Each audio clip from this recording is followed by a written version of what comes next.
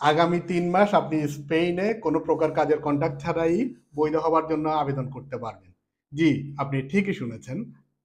তবে সেই ক্ষেত্রে আপনাকে অবশ্যই কমিউনিদাদ দে ভ্যালেন্সিয়া, কাস্তিয়া দে মাঞ্চা অথবা আন্দালুসিয়ার যে প্রভিন্সগুলোতে প্রাকৃতিক বিপর্যয় টানা আঘাত এনেছিল, সেই এলাকাগুলোতে ৫ জন করা অবস্থায় থাকতে হবে।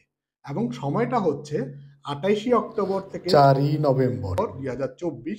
এই সময়টাতে যদি আপনি এই কমিউনিদাদগুলোতে ৫ জন করা অবস্থায় থাকেন, তাহলে অবশ্যই আপনি কোনো প্রকার কাজের কন্ট্রাক্ট ছাড়া শুধুমাত্র পুলিশ ক্লিয়ারেন্স এবং ৫ জনের কপি দিয়ে আপনি বৈধ হওয়ার জন্য আবেদন করতে পারবেন।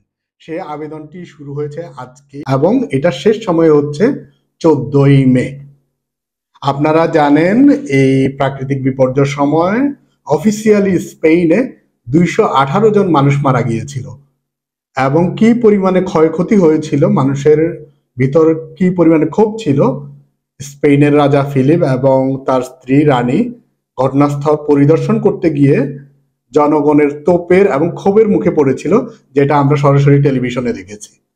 তো যাই হোক, যারা স্থানখেরো আছেন এই কমিউনিটিগুলোতে এই সময়টাতে অবস্থান করেছেন, তারা শুধুমাত্র পুলিশ ক্লিয়ারেন্স এবং ৫ জন দিয়ে বৈধ হবার জন্য আবেদন করতে পারবেন। আপনাদেরকে অগ্রিম শুভেচ্ছা জানাচ্ছি এবং খুব দ্রুত আপনারা পুলিশ ক্লিয়ারেন্স আপনাদের দেশ থেকে আপস্তিয়ার করে ট্রান্সলেট করে এনে এবং ৫ জনটা নিয়ে জমা করে দিবেন। ভালো থাকবেন। আবার কোনো নতুন কোনো খবর নিয়ে দেখা হবে। আসসালামু আলাইকুম।